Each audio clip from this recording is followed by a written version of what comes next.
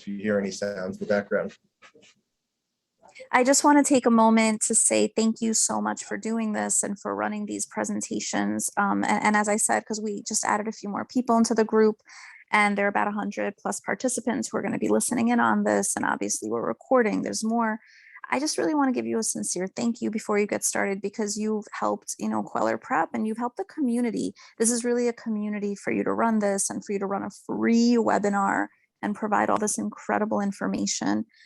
It just means so much. And you've run this in person at Queller Prep in Queens, in person in Manhattan. You've run this in Florida.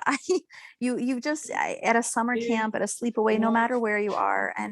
And you just always make it work. And thank you so much for accommodating this request. I want to also thank all of the students. Truth be told, I've been really, really busy. So this was a very short notice event that we put together. And to be honest with you, I really was tight on time, but we did put this together, and it was a little bit of short notice. So I really just want to say thank you to the students who are all here on short notice. Thank you to Michael Courtney, who just always makes it work. No matter where you are, no matter what you're doing, you're always available to make these amazing webinars work. Everyone should know that I met Michael Courtney back while I was a college student at New York University. So I really hope that this moment, all of you understand how important it is to have your friendships. Who would have ever thought so many years later what an amazing resource you would be, and just what a wealth of knowledge. All right. Thank you. Thank you so much, Michael. And without further ado, you can go ahead. Thank you, everyone, for listening. Please use the chat box, type whatever questions you have. Michael will get to them towards the end. Go ahead. All right. So my name is Michael Courtney, and I've been involved in the college admission landscape for 17 years, or actually 19, including being a student ambassador at NYU. And I love what I do. I love giving advice to parents and students about the college admission process. This is one of the more exciting times in your life where you have the opportunity to really explore and get to know yourself as well. So my first thing I want to talk to you about is how to choose a college. How do you know if a college is the right fit for you? So the first thing you might want to think about is location. There are many different locales, whether it's the United States, whether it's in North America, like in Canada, Europe. You want to think about location. And some people might be more flexible and have the opportunities to go Northeast, Southwest, Midwest. A bunch of schools might be on their radar from throughout the country. Other students might localize their college list. So when it comes to location, you want to think to yourself, are you someone who might be happier in an urban environment? So maybe the big city, maybe it's New York, maybe it's Boston, maybe it's DC, Philadelphia. Who can give me examples of schools in those cities? Please feel free to type in the chat. What are some schools in New York, Boston, Philly, DC, other major metro areas? Good, UPenn. NYU. Binghamton's a little more remote. I'll talk about that shortly. Barnard, good. New York City. Yep, Columbia. So, and Hofstra's a little more suburban, just outside of a major city. BU, good. Cornell's a little more remote. We'll go into that.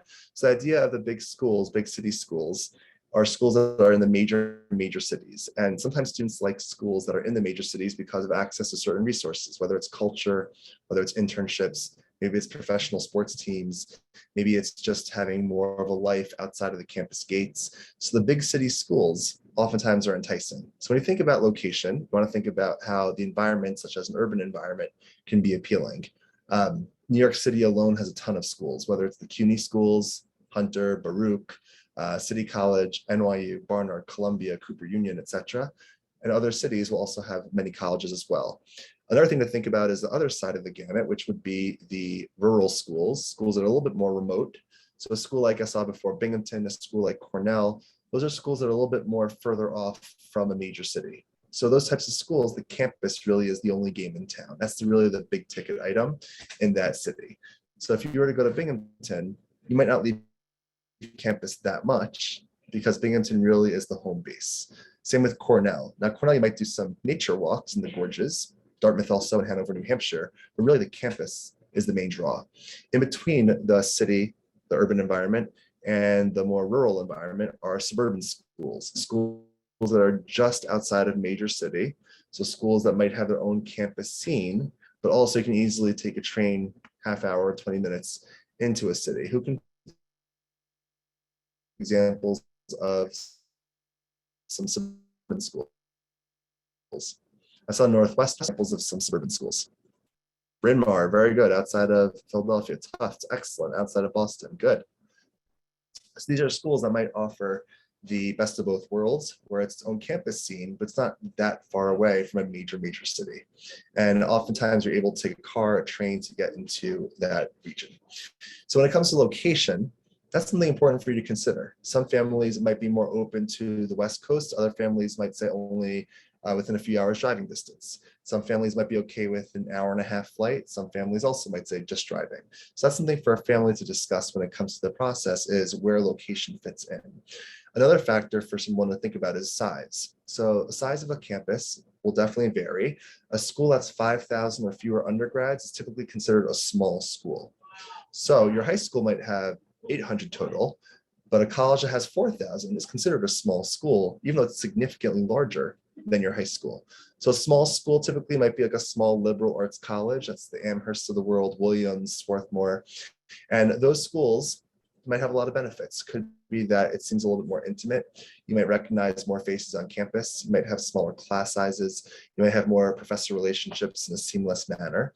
So that's the small school. A larger size school is typically considered 10,000 or more undergraduates. So a larger university, very often it's publics, so the Michigans, Wisconsins, Marylands of the world, or sometimes very large privates, NYU, Boston University. These are very large undergraduate institutions.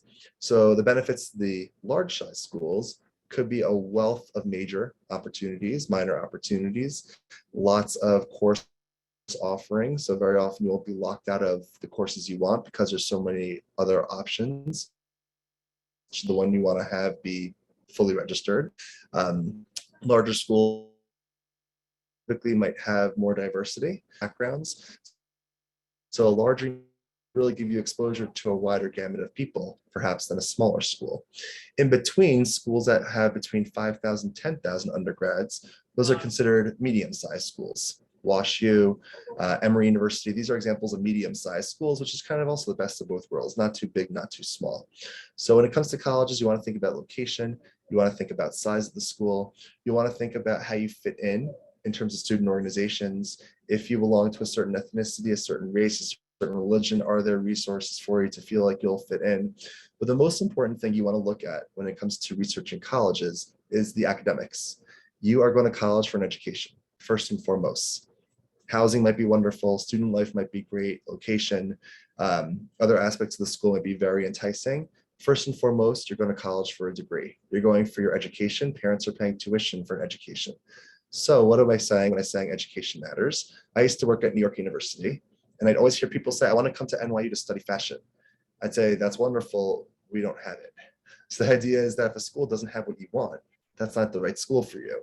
I heard a student once say, I want to go to Cooper Union to study creative writing. I said, that's really nice, but Cooper Union's only engineering, art, and architecture. That's it. So you have to make sure the major that you're looking for is at the location that you are seeking and researching. Now, just about all types of schools will have psychology, history, biology, English, political science. These are more common liberal arts majors. What's unique for some schools is if they have an undergraduate engineering degree, do they have an undergraduate business degree? Maybe they have an education program, perhaps they have nursing. So these are different types of professional paths that a student can look into beyond just the general liberal arts.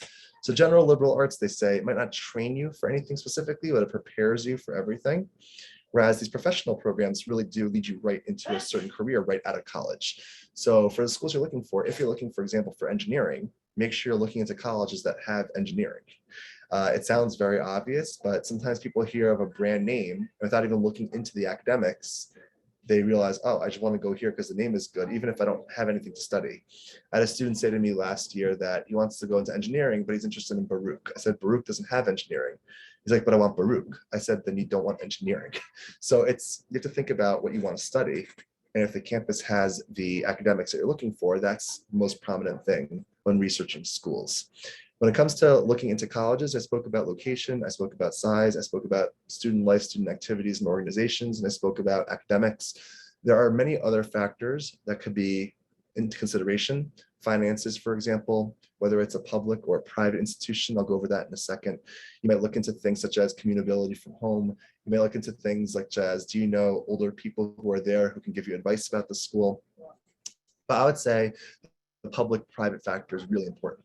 So there are two different types of publics. There's in-state and out-of-state. So what are the in-state publics in New York called? Who knows? Who could type in the chat? CUNY and SUNY, perfect. CUNY is the City University of New York. So those are colleges that are within the 5 boroughs. SUNY, State University of New York, all over the state. So examples of CUNY, Brooklyn College, Queens College, Hunter College, College of Staten Island, York, good. Examples of SUNYs, Binghamton, Albany, Buffalo, Stony Brook, Fredonia, Cortland. So those are publics. So in-state publics, if you live in New York, will be the cheapest sticker price for sure. Out-of-state publics will be a bit more expensive. And out-of-state publics, they basically have the subsidies for their in-state students. Out-of-state, you're considered a fuller pay. You have a better chance of giving them more money. So an out-of-state public, let's say you live in New York and you want to go to Rutgers, even though Rutgers might only be an hour away, that's going to cost you a lot more than any in-state in New York, even if it's 6 hours away. Other out-of-states, UConn, University of Vermont, University of Virginia. These schools are going to cost a bit more money. However, not as much as private schools. So private institutions run the gamut. University of Chicago, Harvard, Muhlenberg, all those schools will have the most expensive sticker price. However, based on your family's finances, those schools can be cheaper than out-of-state publics if you meet the parameters within the financial aid office. So I wouldn't let the sticker price scare you if your family is going to be eligible for financial aid. So when it comes to looking into schools, public versus private, there's some research to do. Prior to applying, parents can look at something called the net price calculator, which every university's financial aid website is required by law to have. And that can give you a sense of what a financial aid package can look like before even applying. And that's purely based on need-based. Now, when it comes to getting a need-based financial aid package, that's going to be some things such as scholarships, grants, loans, and work study. Loans are low interest for the students to pay back. Work study is for a student to work an on-campus job during the course of their college career. So that's working in the library, working in the dining hall, working in the gym. It's very common for students to have some type of work study position when they're on financial aid. So now I want to go into the actual admission process and what are schools looking for. So when it comes to the competitive admission landscape, the most important thing colleges are looking at is the transcript. So the transcript is your body of work through your 4 years. So it's 4 years of curriculum and 3 years of final grades. So if you're applying in your senior year to school early decision or early action, I'll go over what that means. That means you're applying by November. They might look at the first quarter of senior year, but really they're basing everything on the 4 years of your curricular rigor and your 3 years of end of the year grades. So the transcript is going to include your English, history, math, science, foreign language as the primary subject. Those are the academic majors that college admission folks are looking into. They'll still see your electives. They'll still see if you took an econ class, an engineering class, phys ed, but they're really focusing first and foremost on English, history, science, for IB honors, and the grades itself. So colleges that are competitive schools are looking for the really, really strong grades and the most competitive tracking that's feasible within the context of your high school. So admission offices recognize that no two high schools are the same. They get something called a school profile, where they actually can see what the options are within your school course-wise and how a student is taking advantage of those. So the school where I work, for example, we offer 16 different APs, but the most a student can take is 4. So the most competitive schools will expect our students to be taking 4 APs out of those 16. So when it comes to the transcript, colleges will notice everything on it. They'll notice upward trends. So for example, maybe you started off a little slower freshman year, and then you increased every year and got better and better. They might notice if maybe you had a down semester, sophomore year, junior year, due to a health scare, surgery, a family death, maybe something with coronavirus, they will notice that. They'll notice anything on a transcript that's going to give them context into your overall story. So the transcript's really important. Now, I mentioned within talking about the transcript, the idea of applying certain times during senior year. So I mentioned the term early decision. Who here knows what early decision is and can type it into the chat?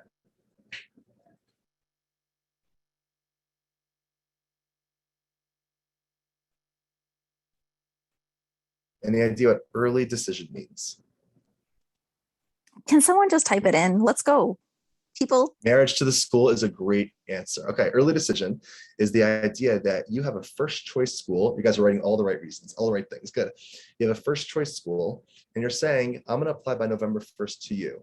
If you admit me, I'm definitely coming. So what does that mean? You're withdrawing any other applications you may have submitted for early action, which I'll get to shortly. And you're saying that you've done your research on the school, you've done your financial aid research, you know that if admitted, this is where I want to go. So early decision is a smaller applicant pool as opposed to regular decision, which is the much larger pool of applicants. So early decision, your chances are a little bit better and you have a better chance to stand out because of that smaller pool. And they know that if they admit you, that you're going to yield, which means you're going to matriculate, you're going to enroll. So early decisions numbers typically are a bit less selective for a lot of colleges, and they might half of their class through early decision. Doesn't mean it's a 50% admit rate, just means that they take half of their class to 60% sometimes through the ED pool. ED, early decision, is typically a private school phenomenon. So the vast majority of private schools you could think of will have an early decision. So some examples, I mentioned New York University, I heard Barnard before, Cooper Union, Boston University. A number of the Ivies will have early decision. So that is Cornell, that's Columbia, that's Brown, that's Dartmouth. There's also something called early action. So early action is applying at an earlier deadline, typically November 1st, but it's not binding. So that means that if offered admission, you still have until May 1st to decide where you want to go among your acceptances. State schools tend to have early action. So when you think of a state school, Indiana University, University of North Carolina, the University of Michigan, Wisconsin, those types of schools, Big Ten schools, they will have something called early action, where you'll find out earlier than you would if you applied in regular decision. And if you're admitted, you're not bound to go there. My advice to out-of-staters is you need to hit that early action deadline. It's much more helpful for you. So I mentioned early decision. I mentioned early action. There's something called early decision 2, which is something that a number of private schools have. They don't all have it. So early decision 2 means you apply by January 1st, which is the same deadline typically as regular decision schools. But instead of finding out late March in a humongous applicant pool, you find out early to mid-February from a much smaller pool. So early decision 2 schools will include Tufts, NYU, Emory, Brandeis University, Vanderbilt, Wesleyan. So it's non-Ivies, but a lot of very competitive schools will have it. So if you are thinking of an early decision strategy, you might have an ED1 and an ED2 landscape to really consider. So ED2 is for a student who may have not gotten in elsewhere in ED1, or maybe someone was just not ready to commit to a school by November 1st, but they recognize for ED2, I have a much better chance here than waiting out the regular decision process. So I used to work in admissions at NYU Stern School of Business. ED2, NYU Stern, very often kids who didn't get into Wharton in ED1. So you might reach a little higher in ED1, and then you realize, oh wait, I have to be a little bit more grounded for an ED2. There's also something called restrictive early action. And yes, ED2 is binding, just like ED1. Restrictive early action is something that Harvard, Yale, Princeton, and Stanford have historically adopted, which means that you apply at a November 1st deadline. But if you're admitted, you're not bound to the school. However, because it's restricted, that means you cannot do that school and another school early decision. So what do I mean? You can do Stanford restrictive early action, and you can do a number of public schools early action, but you cannot do Stanford restrictive early action and Columbia early decision. So an REA, restrictive early action school, means that that's your only first choice early school. If you're admitted to Harvard, Yale, Princeton, Stanford, chances are you're going to take it. However, if you need to apply regular decision to compare 8 packages, you still have that opportunity. Another term you might hear is something called rolling admission. Rolling admission, a number of schools offer. University of Pittsburgh is a classic example, where if you apply at an earlier deadline, you have a better chance of getting in, and they roll out decisions as the school year goes on, usually in 6-week cycles. So your chance at University of Pittsburgh is better in September than it is in January. And the idea with rolling admission is the earlier you get it into the school, you find out earlier, and the better your chances. So anyone who's thinking of any rolling admission school should look into really getting it going in September. So those are different deadlines for schools. Now is all into the transcript landscape. The next most important thing to talk about when it comes to selective admission is standardized testing. So standardized testing encompasses SAT, ACT. There are no more SAT subject tests being offered. AP scores fall into the standardized testing. And what's interesting about the landscape now with coronavirus is that colleges went test optional for last year's senior class. This rising senior class, a lot of schools are test optional again, and the future is a bit murky. So with standardized testing, if there's a test optional pool and you take the testing and do incredibly well, you got yourself a little checkbox. It's actually very helpful for you. If you don't do well, you can protect those scores, not submit them, and focus everything else, such as your transcript and the other factors that we'll go over: essays, recommendation letters, extracurriculars. However, really strong testing does carry some weight. So how do you know if testing is strong for school? Colleges reveal on their websites something called the middle 50%. And they'll say the middle 50% of our applicants or admitted students will have X for SAT or X for ACT. So let's say a school says our middle 50% of admitted students have between a 1350 and a 1450. If you have a 1490, you're above that middle 50%. That makes your chances a bit better of getting in. If you're below that 1350, you might not want to send that score. Same with the ACT. Schools might say our middle 50% scores between a 32 to 34. Below a 32, you're lower for that school. It's a bit harder. Above a 34 means it doesn't guarantee admission, means you have a better chance of getting in. Now, if you go test optional because you're just not a test taker or you have an exemplary transcript and you don't want to focus on testing, there's still plenty of opportunities to get in, but very, very high testing certainly does speak some volumes. It does help out. When it comes to APs, the AP score isn't as important as the grade at the end of the year on the transcript. However, high scores do help. So 5s especially, 4s also look good for a number of schools. 3s and below you might not send unless that particular school does take credit for a 3. Some schools do, vast majority don't in the competitive admission landscape. 1 second. So I'll go into all these questions. You guys have good questions, it looks like here. Spoke about transcript, standardized testing. Next most important factor, we'll talk about extracurricular activities. So extracurriculars means that you're involved in theater, athletics, publications, community service clubs, choir, academic teams. They also run the gamut. And when it comes to extracurriculars, the mistake that students have is thinking they have to have 20 things on a list. Colleges look a little bit more for quality. So let's say you have 5 things that you do, and those are multi-year, multiple hours a week, and you gather leadership positions in some of them. That'll impress more than just doing 20 things, added 10 of them in your senior year for half an hour once a month. So the idea is they're looking for sustained commitment, and they're looking to see students who are actively engaged in school because those students tend to be actively engaged on campus, which means they're typically happier on campus and the retention rate is higher. Let's just shut off the air conditioning. It's very cold here. 1 second. Okay. And everyone really fast while Michael's just doing that. I just want to encourage every single person in the Zoom, and thank you so much for all of you coming together in short notice. Thank you, Michael, for just really always saying yes to these webinars, no matter where you are.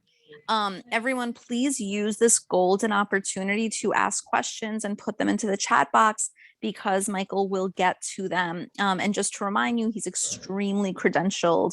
Can you just quickly just tell the kids your background really fast? Because about 50 kids joined the Zoom after you started speaking. So do you mind just quickly just going over your background and then continue? All right, sure. Go ahead, guys. I'm back on mute.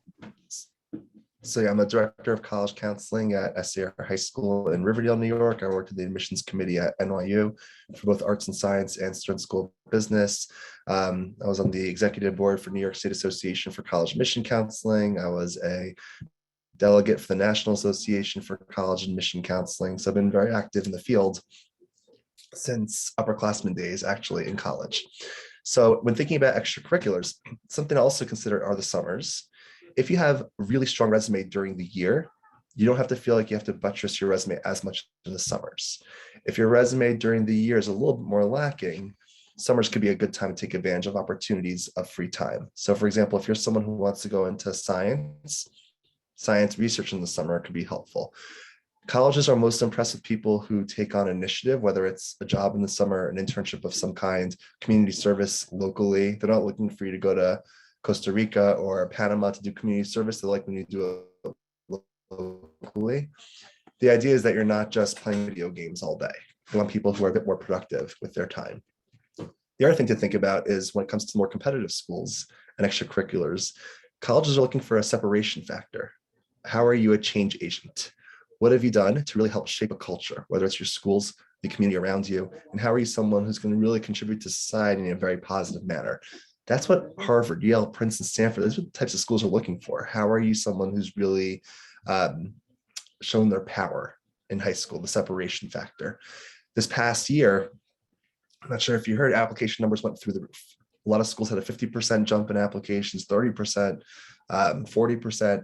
So some of these schools now who were at a single digit admit rate before are now at 3 or 4% admit rate. So the separation factor really is important. So it's not just activities you do in school, but it's also how are you someone who's really helped shape a culture for the better.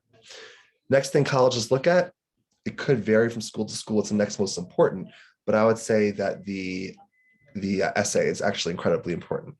There is one essay on the Common Application, which is the vehicle that a lot of competitive schools use for admission, that will work for all these schools. There are 7 topics, one of them being topic of your choice. And the essay is your platform to really demonstrate yourself in a way as if it's a written interview. So you might have A's in English classes 3 or 4 years, but if you don't write a strong college essay, it's a problem. The essay is interesting because you have to really rope them in with an opening sentence that captivates them. These people might be reading from 50 to 100 essays a day.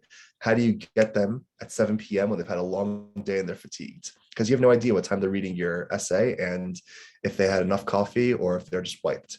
So that opening sentence has to really be impactful to lead them to want to read your opening paragraph and not just skim the rest of your essay. So you really have to captivate them right away. The essay is interesting because the essay, people make common mistakes over the years. They write about their grandma. It's wonderful to write about your grandma. What does it say about you? Everything has to come back to you. So if they talk about, students talk about an experience that really shaped them, and all I do is talk about the experience, but they don't bring it back to them, they've missed a part of the essay. When it comes to the essay, the maximum is 650 words. I would say it should be no less than 550. You'll see it says right from 250 to 650. 250 is a bit too short. This is your personal statement. The essay is going to be important for all colleges. But in addition to that, there's something called the Supplemental Essays. So what does that mean? More competitive schools might have essays related just to them. Questions might be, why do you want to go to X university? Why do you want to study Y at this university? Tell us about a community you're from and how that has shaped your upbringing. That's oftentimes a supplemental essay. So a supplemental essay will be particular to that school that not every college you apply to will see. So the Common Application, many schools are on it. One essay you write can go to 10, 15, 20 schools you might apply to. I'm not saying you have to apply to 20, but supplemental essays will be particular to each individual school you're considering. And those are just as important, if not more, than the actual college essay. I'll give you some interesting examples. Barnard College has historically had an essay, pick a woman in history you'd like to have a conversation with. That's going to tell their admissions committee how sophisticated you are based on the woman you write as the person you want to have a conversation with and what that conversation will entail. University of Chicago has a whole list of very out-of-the-box essays. They're expecting an out-of-the-box writer to fit within the culture of their school. So that essay is going to be incredibly compelling for them. So when it comes to these schools, Princeton has one about Princeton in the Nation service.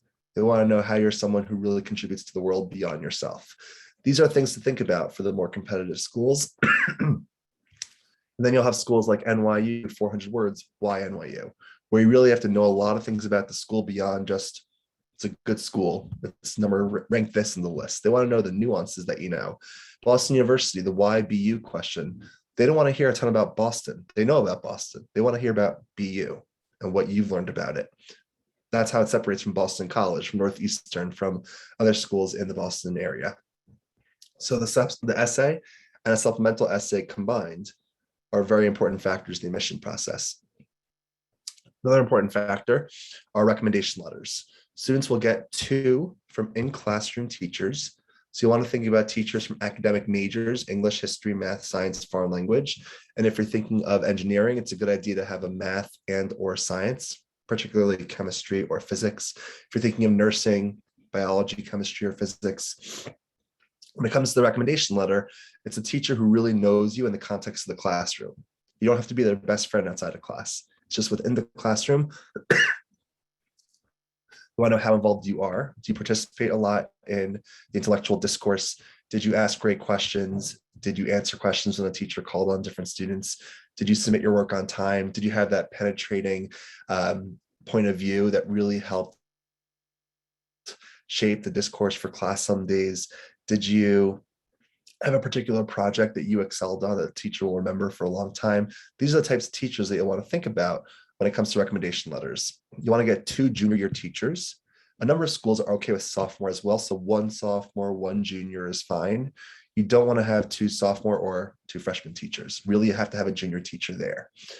Now, what's interesting is that with remote learning, it may have been a bit harder to get to know your teachers. Hopefully in some classes, you may have had some active engagement, maybe not all, but maybe 1 or 2, where asking that teacher can make sense for you. So recommendation letters are interesting because there's 2 in-classroom teachers, plus there's 1 school official. So who's a school official? Could be your school's college counselor, could be a vice principal, could be someone else. But the idea is that someone who's writing about the macro, whereas the teachers write the micro, just in the classroom. So the school official will write about your extracurriculars and how you fit into the school culture and just all about you on the greater whole. Teachers just in the classroom. Sometimes students like to ask if they can have supplemental recommendation letters. Colleges do not require it by any stretch of the imagination. If you want to submit 1 supplemental recommendation letter, it's not the end of the world. You should not submit 5 supplemental recommendation letters. So a good example of a supplemental rec letter is if you have a job and your supervisor wants to write about you. It's a nice character reference. Or if it did some type of science research and your lab supervisor wants to write about you. You shouldn't feel like you have to have a supplemental rec letter. It's not nearly as important as the 2 teachers and the school official. Other factors that go into admission will include things like if you are a legacy, so you have an alumni connection. If you're a recruited athlete, you're a recruited musician, you're an underrepresented population that they're looking to recruit. If you're someone who has had a strong tie to the university for many decades. Most people aren't like that, but if you do, that's helpful. There's also interviews. Not every college offers interviews. Publics tend to not. A bunch of privates will offer interviews. The interview is not the make and break. An amazing interview can help, but it's not going to get you over the hump if you are way below the radar of the grades. So if a school wants an A average student and you have a B- average, doesn't matter if you have the best interview. So you have to still be in the conversation with the rest of your profile. Interviews are either done by admission committee, or it could be an alum in Starbucks in New York City, or now on Zoom these days, or it could be perhaps an upperclassman who does an interview. So a really weak interview would happen if you really say the wrong things. You come across as someone who's not going to be open to diversity. You're someone who just is not interested in anything but themselves, or someone who's not as well read as you need to be. So if they ask you, for example, what book are you currently reading, you need to have an answer prepared. Or what is your favorite book, or your favorite author, or favorite genre of literature? These are good things to have prepared. But the interview, it's not really the make or break. It's another nice piece to demonstrate interest. So demonstrating interest is something that a lot of schools note. Demonstrating interest means they want to know that if you've done the research on the school, you can convey that to them. So how do you demonstrate interest? Really strong supplemental essay, or applying early decision. Or if you visited a campus, they had an open house, either virtual or in person. Or if the admission representative comes to your school and you attended that session, webinar or in person. These are ways to demonstrate interest, so the school knows that you really are honestly interested in them. You're not just applying out of nowhere, where if you're admitted in regular decision, you would matriculate. So I'm going to take a moment to answer questions, because there are a lot of questions here. And of course, as more questions come through, feel free to type them in. Can you tell us about Gallatin program at NYU? So NYU has many different undergraduate colleges, which is a theme for a lot of larger universities, Cornell, Penn, Boston University. So one of them is Gallatin, which is a school that's known for individualized study. You create your own concentration based on various interests. So Gallatin is a school to consider if you want to fuse all your different liberal arts interests, let's say, into one study. So there's, let's say, a history and politics double major. That could be any College of Arts and Science. Gallatin is if you want to fuse them into one study and you create your own curriculum, you design your own thesis basically because of the interdisciplinary nature of what you want to pursue. So Gallatin is basically a school for individualized study. A lot of colleges have an individualized study major, but Gallatin's a whole school dedicated to it. Next question I see here. How do AP exams affect college applications? So you can self-report your scores on your application. I would self-report 4s and 5s. Anything below, I would not self-report. I would not type in unless that school accepts 3s. Binghamton, for example, does accept 3s for certain subjects. So for Binghamton, it could be worthwhile to self-report. But the AP exams, though they are impressive if you do well, it's not as important as the grade at the end of the year from within the classroom. What advice would I give for writing supplemental essays? So we went over supplemental essays. My most important advice is to showcase you've done research beyond just the front page of the website. So don't just spit out the facts that are on the main admission landing page. Try to really delve into different sectors within the website. So for example, if you're interested in University of Pennsylvania and they ask you about the academics within Penn as a supplemental essay, write about specific courses within the departments of interest for you and why those courses are places you want to land and take those classes. Write about certain professors you want to do research with. So it's not just Penn is a great school. It's in Philadelphia. It has nursing, engineering, business, and liberal arts. Like, who cares? They know that. Go really specific. I would say this advice, you might not hear from a lot of people, but I'll tell you, undecided is very boring. So colleges will say, most of our campus starts off undecided. They do. But for application purposes, it's better to have some type of interest that matches your strengths. So you shouldn't say you're interested in math if you have B minuses in math all 4 years. Even if you are interested in math, I wouldn't put math on the application. Or I'd also be mindful of certain quirks. So for example, males applying for economics or computer science are a bit more a dime a dozen, especially at the more selective schools. So these are different types of things to think about when it comes to listing applications, the major that you want to put down, and also how that affects supplemental essays. What are opportunities to get tuition offsets or better pricing if they don't get financial aid? So parents can take out private loans. I'd be very careful not to take out too many loans and go above the federal government recommendation. So the federal government recommendation is just under 20,000 for the 4 years, not 20,000 each year. I'm also going to put in another website that I found very helpful that I use with my students called goingmerry.com. Going Merry is almost like a Common App for scholarships. So I would look into that to see what private scholarships you can consider applying for. There's other websites, scholarships.com, fineaid.org, but I found Going Merry to be very helpful. Okay, other questions?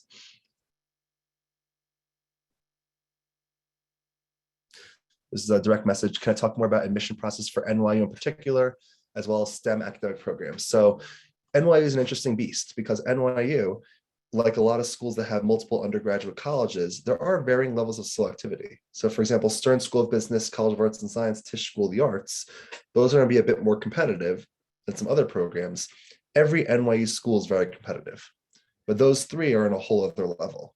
So the Steinhardt School of Culture, Education, and Human Development, the Silver School of Social Work, the Schock Institute of Real Estate, these are great programs who are competitive for admission, but nothing like the big three, Stern, Tisch, and CAS. So when it comes to NYU, before coronavirus, they were score crazed. Right now, I'd only submit maybe a 33 or 34 ACT or pushing 1500s or higher. Otherwise, go test optional because that's how high their scores have landed ever since test optional became a reality. So what is more important to colleges, the grade given in the class for the year or the actual exam grade? Okay, so the exam grade itself, whether it's the Regents, whether it's the AP, those aren't going to matter as much as the actual letter grade that your teacher has given you for 9 months. That means more to colleges. Are they making allowances for COVID for last year? So this is an interesting question. Within the writing section of the Common Application is a COVID specific additional information section. So if you want to express something about COVID that the admission committee would not know otherwise, that is the section for it. You don't want to write virtual learning was hard for me. That's everyone. They're looking for, was there something that happened that really explains your story and your trajectory to colleges? So I have a couple students whose families are from New Rochelle and they were the first cases in the country. That's unique. The idea that this thing exploded on them and it really affected them in some way, or someone who may have lost a job. I had that in my community, or someone who lost aunt or uncle or grandparents. That's happened. So it's more that than COVID was hard for me. You have to be very careful how to use that section. So I'm looking at you guys answered early decision very well. Thank you. Other questions? No IVs allow multiple early decisions. No IVs have ED1 and ED2. And the only ones that have EA are restrictive early action, Harvard, Yale, Princeton. Is ED2 binding like ED1? Yes. So ED2, you're saying that if offered admission, I will withdraw all my other applications, just like you would with an early decision 1 application. Okay, I'm looking at a comment here. Someone's taking great notes. Thank you. Okay, so should someone take both the ACT and SAT or focus only on one? That is a great question. So SAT is out of 1600. It's evidence-based reading and writing. It's mathematics. ACT is out of 36. It's English, math, reading, and science, each out of 36. Then you create a composite out of the average of those subscores. They are different tests. Someone might do better, for example, on the ACT if they're not as strong in vocabulary and reading comprehension. SAT is a little bit stronger for those. However, ACT does have more questions proportional to the time offered. So you have to work faster. So if someone's not a fast worker, the ACT sometimes can be harder. A good idea might be to do a practice test, one of each, and see if one felt like it was the right test. Francis, do you guys at Queller Prep offer a practice test? You want to talk about how that works for SAT versus ACT? Yeah, we're going to have a different webinar just talking about exams and the actual content. So let's just, for the purposes of this, let's just keep moving ahead. And I think it's great. And everyone, while I'm asked to speak, I want to, everyone listen to me. This is your opportunity to ask Michael Courtney any questions you have, dispel any myths. Use this opportunity. Who's going to use the opportunity? Who's going to make me proud? No one. I'm going to give you guys a minute because I feel like there aren't enough questions. We're going to do 1 minute where everyone asks whatever questions you can. Is that fair? Everyone, you guys have a minute to ask questions. Who wants to see a cute baby while you're asking questions? Do you guys care? Who wants to see? Anybody? Do you guys want to see? Sure. So as you're typing in questions, I'll just continue to go over what else is here from seeing. The IB scores, typically 5, 6, or 7, the higher the better. But colleges, again, care a lot about the curricular tracking. So taking higher level is important also for IB in more competitive subjects, English, history, math, science, foreign language.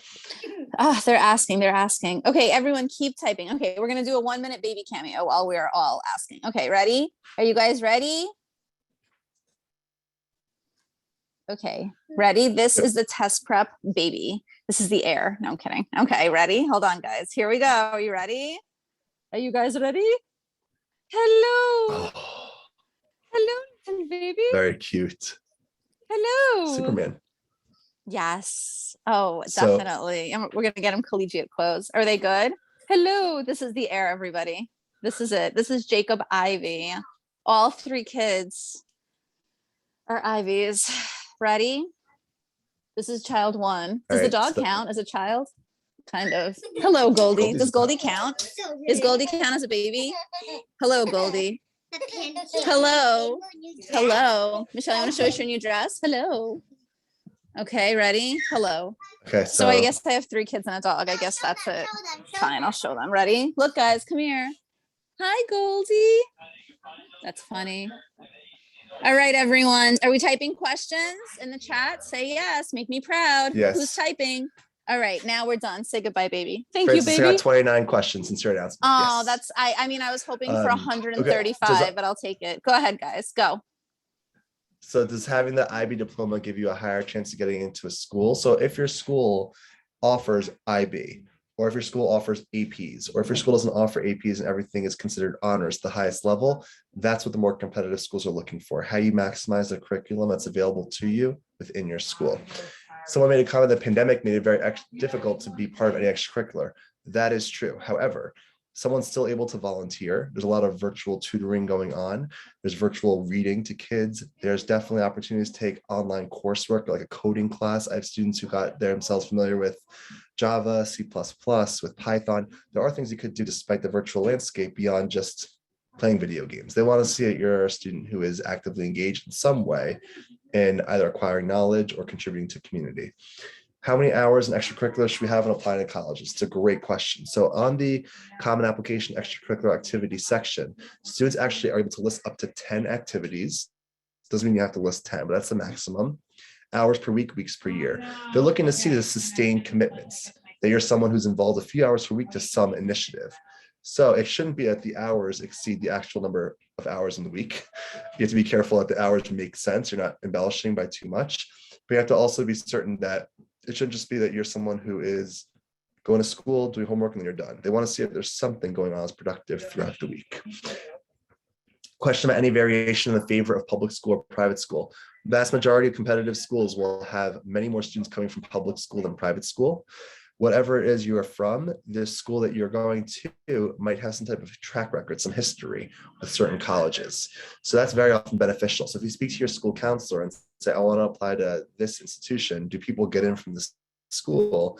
They'll have that data for you and they'll give you that advice, whether it's the right fit for you, especially for early decision. Great question about why it's just spiking applications. So the big reason why is because test optional. You have many more students able to apply to campuses that never would have applied before because their testing was too far below the profile. Another reason why is because a lot of colleges, by switching to virtual platforms, were able to capture certain geographies they never were able to before. So maybe students from South Dakota are able to visit Harvard because of the virtual session. They otherwise never would have visited the school. So you see a very big spike from the most competitive schools all across the country. Next, it's better to have a more conversational essay rather than being too formal. I think you have to be yourself. If you're a conversational writer, go for it. If you're a formal writer, go for it. If you're not funny, don't try to be funny. If you don't have a sob story, that's okay. I would say write your truth and make it that your essay is something that really captivates them.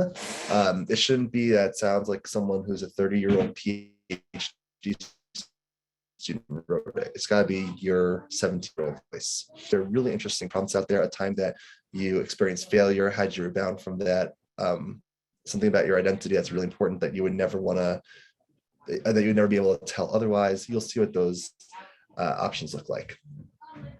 For BSMD, what kind of GPA do you need? And SATs is just as hard as getting to Ivies. Vast majority of BSMD, which is combined undergrad and med schools, are even more competitive than Ivies. So the highest the high when it comes to grades and scores. The key is being invited to an interview. If you're invited to an interview, you have a chance, but these places have very low admit rates. Next, do you get invited for an interview or do all colleges you apply to require an interview? It's a really good question. So for some schools, just by virtue of applying, they'll reach out to you to interview. For other schools, you have to reach out to them. You can actually do it now as a rising senior in the summertime.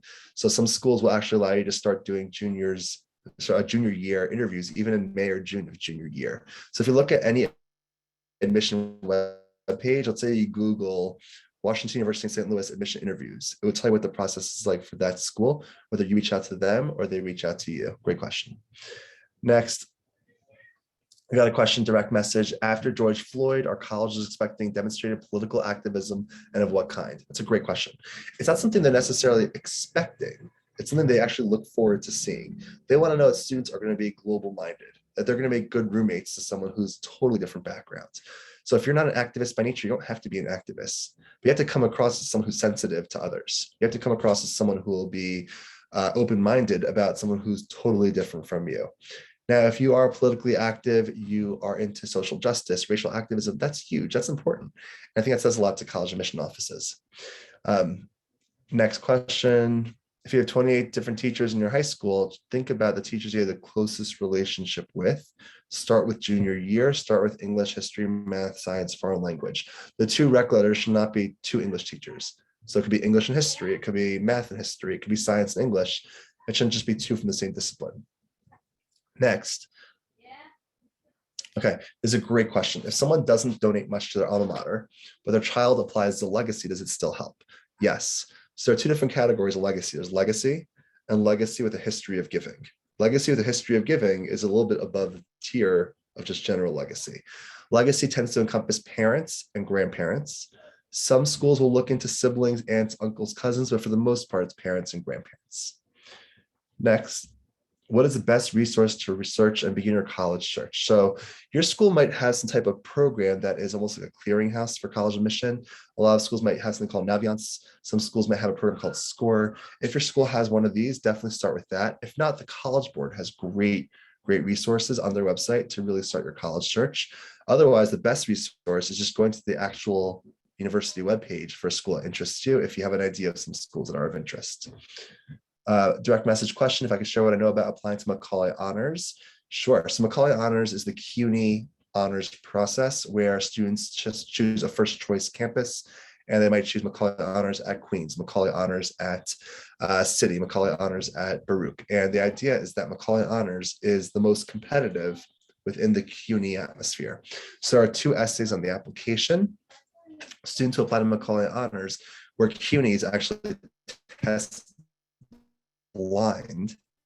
CUNY is not even looking at SAT, ACT. If you have a 1600 or a 30 or 60, they're never compelling. They want to know that you're going to contribute to New York City through the arts, through the community service, through activism, through extracurriculars in general. That's what they're looking for, that you're a really good match for New York City and that you're the best of the best for New York City. What would be the best way to find what major you may want to study in if you haven't decided yet? It's a great question. By listing a major on an application doesn't bind you to that major once you're there, but you should do some research. What's anthropology? What's sociology? What is gender studies? What are examples of things you may have never touched in high school, where it's usually the canon of English, history, math, science, foreign language, and see if any of these really speak to you. So I would say if you look at any university website that might be a school of interest, look at the course listings, their course catalog for a specific major, and see if those course titles really do entice you. When should you start preparing your extracurriculars? Starting freshman year is best time. Sophomore year is next best. If you start extracurriculars just in your junior year, you're a little bit behind the 8 ball. Does Penn still have the MNT program? Yes. So Penn has some programs that are interdisciplinary, where it encompasses different schools within Penn, and those are extremely competitive. But MNT is a good example that bridges both the business and engineering. But if you're not admitted for that, you can still list a first choice otherwise. So let's say you did MNT, and if you're not admitted for that, you'll go into engineering. You can still do that. Or MNT, and if you're not admitted for that, you'll go into Wharton. So Penn is extremely competitive. These certain specialty programs to apply for, even more so. Where's a good place to get essay feedback? 2 best resources: your English teacher, especially English teacher you feel close to, and if you have a school counselor. So I would say when it comes to essay, don't read a book on best college essays and try to replicate those essays. Try to think of something that's very unique, that's out of the box, that maybe hasn't been done before, which is hard. But don't feel like that what you have to say, that it has to be read by 100 people, that everyone has to critique it, and it takes you 6 months. That's not going to be helpful. A couple of people who really know you, who could really help you out with editing, that is going to be important. Next, why is a smaller college better than a larger one due to getting the professors instead of the TAs teaching the classes? So sometimes in larger schools, you might have TAs, teacher assistants, teaching classes. Smaller colleges might oftentimes have professors that are full-time, not just there doing research, not just there in name only, but are oftentimes doing the teaching throughout your 4 years. When can you apply for scholarships? You can all start a Going Merry account right now if you want. You can start applying for scholarships before senior year for a number of different scholarships.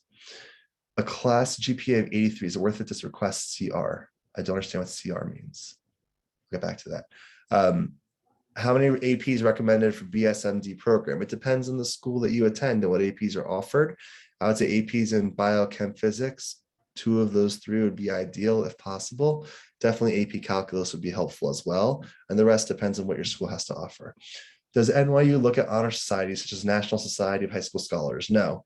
There are a lot of different types of scholars organizations out there that are for profit that you can pay to be a member of. That's not going to impress as much as any honor society that's within your school. What is more important, GPA or SAT, ACT scores? So it's not just GPA in a vacuum. It's transcript, which is your transcript includes the curricular rigor and the grades. And they're focusing on English, history, math, science, foreign language. So some schools might do weighted GPA, where they give you a higher number to kind of inflate what it looks like. So colleges tend to look at an unweighted GPA and separately look at the curricular rigor to go alongside it. That's really the most important thing. Next, do colleges take count of the students' teachers, how harsh the grading is, how difficult they are? That's a great question. So a number of high schools might put in their school profile a grade distribution chart where colleges see, okay, for this math class in 10th grade, 10 kids got A's, 8 got B pluses, 7 got C's, 4 got D's. Like they see the breakdown. So if they see that most of the students get A's and you didn't, that's not going to be helpful. If they see that most students didn't get A's and you did, that'll be really helpful. So they look at that in the greater context. What is average score range for Macaulay? So there's no SAT, ACT, but grades as close as possible to an A average. How do you demonstrate interest in business for a school like Stern? That's a great question. So if you want to demonstrate interest for business school, it could be your school has some type of business club, a business publication. Maybe you've done some type of community service and you bring it back to business. Whether you're interested in accounting, marketing, finance, international business, economics, there's different ways to attract yourself to business. Maybe you're able to shadow someone in business. Maybe you took a business course of some kind. That's typically helpful. Next. Okay, if you take SAT or ACT, can you decide after seeing your score whether to report it, or do you have to decide upfront? Okay, here's very important advice. If there's one thing you take away from the night, is this. When you register for an SAT, ACT, College Board will say to you, or the ACT will say, send it to 4 schools for free right now. The answer is no, don't do that, because then you lost your score choice. Score choice, you can choose what scores you want to send to kids. Just because it's free doesn't mean it's worth it. That means you lost score choice. So once you're a senior and you have all the scores at your disposal, you'll know what to send, what not to send. Yes, it costs $12 per college. There is a cost to it, but it's better than free where you may have had a low score. Okay. Next question. Any good majors that correlate to computers but less competitive? It's a great question. Computer science has become really competitive. Any major correlated to it? Not that I could think of, but you could study something, let's say if you put history on an application, you could still study computer or science at that college. Now, computer science in some schools might be in the liberal arts, College of Arts and Sciences. For other schools, it might be in a school of engineering, in which case you typically have to apply to that engineering school to study that computer science major. Okay, I got a private question here for supplements. What is more important, writing about how a student will fit into the academics or into the community? So there are different prompts. There might be a community question. There might be an academics question. You basically want to answer the prompt correctly so that they see what you have to say as a good match for the school. So Penn has 2 separate prompts. One is about academics, so you address the academics, and one is about community. That's where you address the community. Next. Do colleges judge applications from full pay students differently? What a great question. So colleges might be something called need blind, that don't financial ability to pay. Other colleges might be consider that an admission. It tends to be that is more of a factor in the waitlist round in April, May, ability to pay, because by then the financial aid well has dried as scholarships have been given to regular decision admits. Liberal arts colleges might be a little more financial aid aware.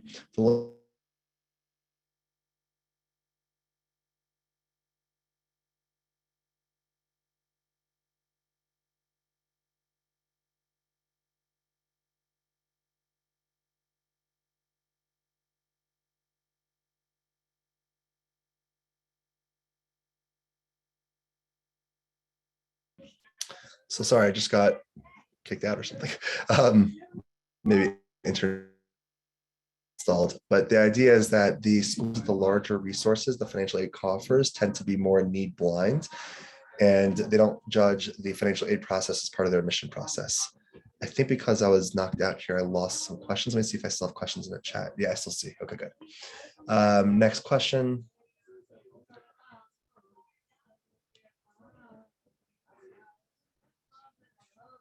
Okay, it's a lot of good questions here. Finally. So here we go. So Some of these questions are a little repetitive, so I'll go to the ones that are new. Is a math major hard to get into NYU? So NYU has the Courant Institute of Mathematics, which is a very reputable program. It's hard to get into if you don't have the goods. So if you have the right tracking in mathematics and the strong grades, it's still very feasible. How do you demonstrate interest in medicine in application? So pre-med is one of those tracks that are very commonly applied to. So that means that you have very strong science grades, bio, chem, and math, and physics, and you're also calc ready. And then maybe you've done things like volunteer having to do with medicine. Maybe you've done something to do with science research. You could be pre-med without ever listing pre-med on an application.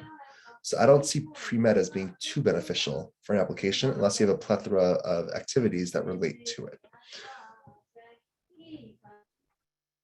Is it worth it to do extracurriculars if you aren't going to be in a leadership position? Absolutely. If it's an interest of yours, they don't expect you to have 5 activities and you're the leader of all 5.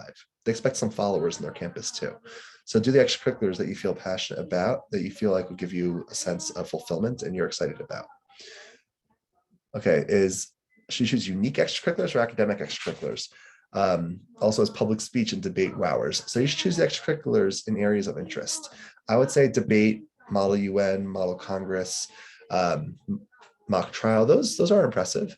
But if you're someone who just loves the idea of a milk and cookies club and you become the head of it, I think that impresses also. How does a college you go to impact future opportunities and jobs? It's a great question. You might get into Harvard, but you have to know how to walk through the front door. So everything's going to be about networking when you're in college. You can go to the most competitive school and not do as much because you didn't do well academically and you didn't network. You can go to a school that might have a very high admit rate, but you were a superstar there.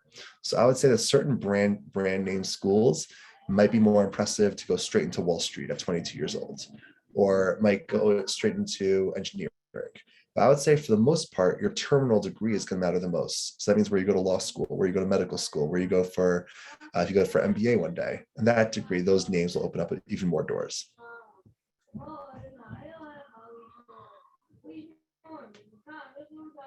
Would a college view participation in combat sports differently from participation in other sports? Basically, if you're a recruited athlete and you fit the bill for a certain sport, they're looking to grow their numbers, then you have a better chance of getting in. Certain sports might be sports where there are fewer recruits in general, crew, squash, those are examples. Fencing. Next. Okay, it's a great question. What if the school that you go to that has AP courses, it's been hard to get into them due to schedule conflicts or simply bad luck? And you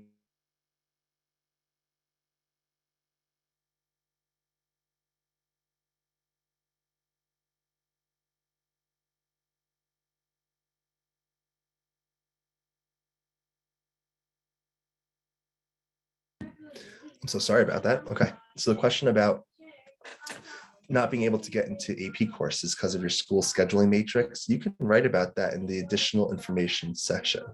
There's a section on the Common App that allows you to actually write about anything you want to express. So if you want to say that there are certain courses I really wanted to take, but I was locked out of them, that's something you could write about within that section specifically.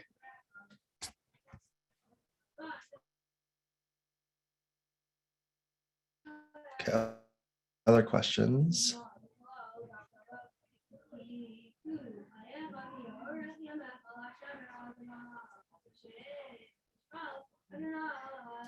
So the question was kind of asked earlier, like how are students from specialized high schools, Stuyvesant, Bronx, Hunter, considered compared to other students, for example, public or private? What's interesting about going to a top New York City public is it's considered a top New York City public, but there might be 50 of you applying to the same early school. So it might be a bit more competitive from within your school.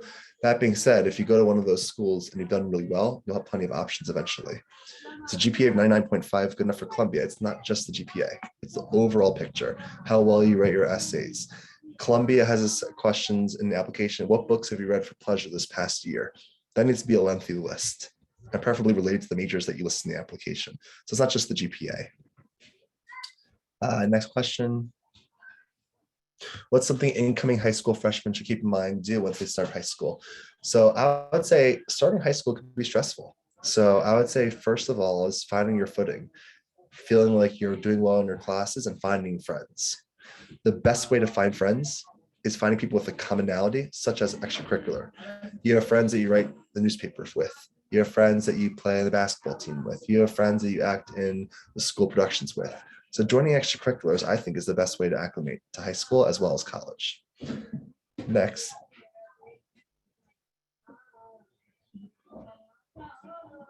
This is a great question, direct message. Can you apply for a particular major, then switch when you get into a college? So yes, that's what I was talking about before, like a College of Arts and Sciences at a certain school, whatever you list in the application, you can still do whatever you want within College of Arts and Sciences once you're there. What's interesting is something called the internal transfer. So let's say you're at NYU and you're in the College of Arts and Science, and you realize that sophomore year, you want to be in the Stern School of Business. There's an internal transfer application, and they'll look closely to see if you've taken macro and microeconomics and if you've taken calculus and done well in these courses that lead to being good.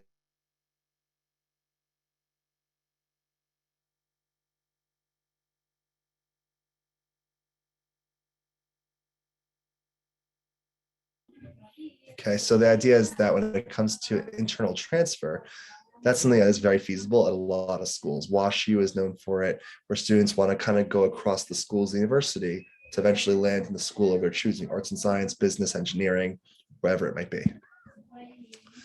Other questions? Demonstrating interest in law. So law is, pre-law is almost like a state of mind. There's no particular canon of courses you have to take for law school. So if you're interested in pre-law, they're not expecting you to have done everything related to law as a high schooler.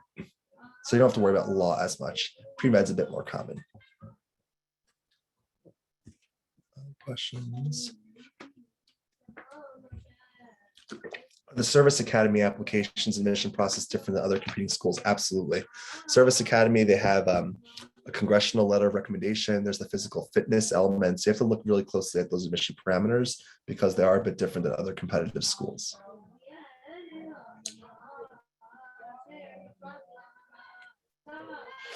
Other questions we have.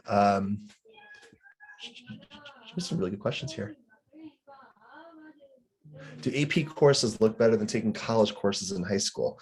Either one is fine. So if you're in a college that offers AP, if you're in a high school that offers APs, excellent. If you're in a high school that doesn't, but you want to take a Harvard course on edX, edX is an online platform where you can access specific courses and subjects of interest that might last a few weeks, might last a few months. Those look good also. Or maybe your school has a partnership with Syracuse. I know some schools have that, where you take college classes as a high school student. Any of those. What can freshmen do now for college applications in the future? Get involved in extracurriculars and get really good grades is how you start. You don't have to worry about test prep necessarily as a first semester freshman. We have to start thinking about being an educated citizen and getting involved in the school culture, the extracurriculars. Finally, I think that's all the questions I see. Did I miss anything? Does anyone have any questions?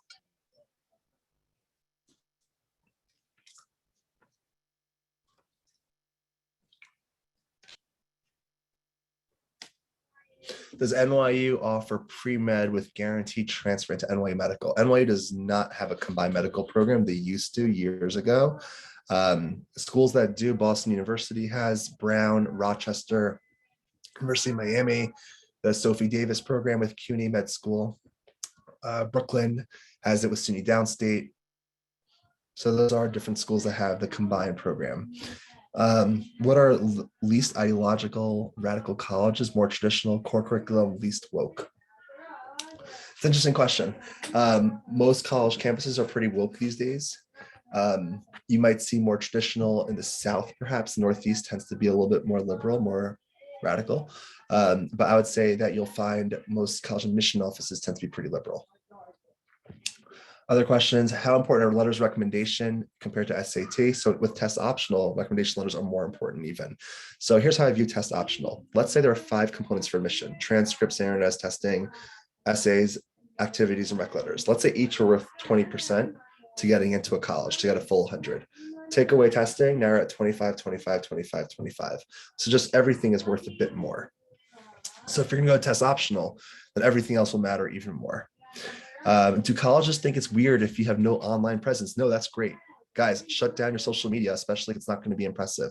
Colleges can look at your Instagram, they can look at your Twitter, they can look at Facebook. I know it's not as common anymore with the younger generation, but these are things colleges can see if they want to. There's no guarantee they'll research all of your online presences, but they could if they want to.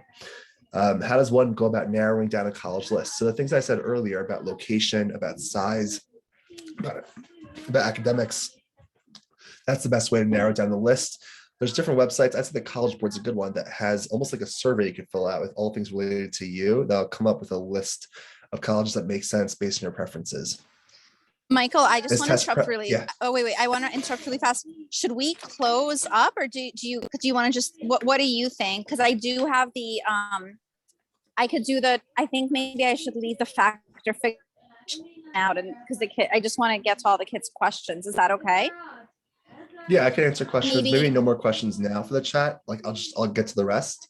And if you want to do the factor fiction. So I would say Okay, no one should enter so- any more questions. Okay, Is that okay? so you know what? I think what I'll do is I'll skip the factor fiction because it's so many questions and I want to make sure we're using our time. Everyone, Michael Courtney's going to Yep. finish answering questions. So at this particular point, he's going to answer any prior questions, just not new ones. You just made it in. Okay, so no new questions. Okay. So everyone, please, let's take one moment to also, if we could just type thank you to Michael Courtney, because it's amazing that you're doing this and he's just about to wind down with finishing up the questions. And if you could also leave a very nice review on the Queller Prep Google page or on the Yelp page, YLP, or the Google page, because I love the reviews. And I really want to just say thank you to Michael Courtney. It's really an honor to say that I know someone with such exceptional talent and intelligence for 20 years. I can't believe I'm saying 20 years because I'm turning 40. We're turning 40. Can you believe we're turning 40? This is insane. Anyway, I definitely want to just say thank you so much for so many years of really helping Queller from when it was a startup. It was a baby business and we have such a huge reach right now. So I just want to say thank you for running these, presentations, and you're at the moment even running it from where you are this summer. And, and you ran it when you were in Florida and New York during COVID, when there was not COVID. So really sincerely gigantic. Thank you for just the selflessness, because you are benefiting so many people you don't even know who are currently in this Zoom webinar from all over right now. So thank you sincerely. And we're just going to finish up with all the questions and then we're going to sign out. All right, everyone take a moment. If you could, the review would be very helpful. I'm going to put in the link. Okay, go ahead, guys. All right, so the question of, is test prep more important entering junior year or senior year? Junior year is better. So this way you can take some tests and have them under your belt in junior year. If you're starting at senior year, a little bit late to the game, but it's not too late. So I would say junior year is a little bit better. Colleges that have good music technology programs to major alongside liberal arts. So music technology is an interesting field because it is definitely a burgeoning one, and there are a number of schools out there that have them. I mean, NYU is known for having recorded music. I would say any school that's a large school with a very nice name to it, really high ranked school that has it, it'll probably be a pretty good program if I had to guess. Other questions about like Fisk College Guide for Checklists is a good book to use. Any book like Fisk Guide, it tends to be helpful. I just wouldn't read it cover to cover and get really worn down by the process. Really only read for the things that are important to you. How to design a strategy to get into Ivies. It's everything I said earlier. It's having the strongest transcript possible, strong standardized testing, and the extracurriculars are really mean a lot. Having all those credentials, it almost gives you the chips to play poker. Doesn't mean you win the hand. So it means you're able to sit at the table, doesn't mean you get what you want. So when it comes to the Ivies and schools of that ilk, that caliber, all you could do is do everything you can to do as well as you can in school, and you still might not get in. And that's okay. If you've done really well in high school, you have that work ethic, you're someone who's dedicated, interested, you're engaged intellectually, you'll be fine wherever you go, I promise. How does high school ranking affect college admissions? So a lot of high schools these days don't rank. Most private schools tend to not rank. Some public schools still do. Ranking, you'll see in the school's admission website what it'll say if top 10% are admitted, top 15%, top 20%. So typically if there's a ranking in your school and you're applying to a college that wants top 10%, you don't want to be in the 50th percentile. How important is networking and making connections in college? Any tips? Yes. Best way to make friends in college network is be very involved in student organizations on campus. If you're just going to college to go to classes and go to the library, you're missing out on 50% of the college experience. So it's really important that you join different extracurriculars of interest once you're on campus. And you can experiment. You might not like one after 2 or 3 weeks and try other ones. The schools tend to have a club fair at the start of each semester. Put your name on a bunch of listservs, and then you'll see the meetings. You'll go to the ones that interest you, and you'll see which ones you want to stick with. Thoughts on college applications in Europe or Canada? Yeah, there's some unbelievable schools out there. The UK system is very strong. Canada with McGill and Toronto and British Columbia, some really outstanding schools out there. So if it's for you, for sure. Next questions. This is a really good question. Does NYU Tisch require the same level of SAT and GPA, the same as other NYU department like Stern? So for colleges that have an audition element or a portfolio element for the arts, very often it's 50% artistic review, 50% academic. So if you are someone applying to Tisch for dance and you are the best dancer they've seen in the class, it's okay if your grades are a bit more modest. If you're a really good dancer but not the best, then the grades being stronger will be more important. So it's almost like it's not black and white, it's nuanced based on your credentials and the larger landscape of their pool. I think I got to the questions. Okay. Francis, I think we did good here.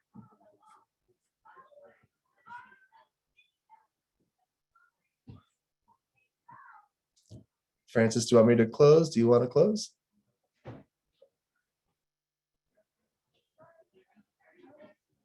Okay, so I don't hear, but I was just going to say thank you to everyone. It was a pleasure being on this Zoom with you, and don't be too stressed about the process, because if you're a hard worker who's done as well as they can in school, you're going to go somewhere amazing, and that place will definitely be a great stepping stone to the next step in life, whether it's grad school or the workforce. So wishing everyone the best of luck, and to do their best to stay level-headed and be excited about high school, excited about college, and good things will come your way.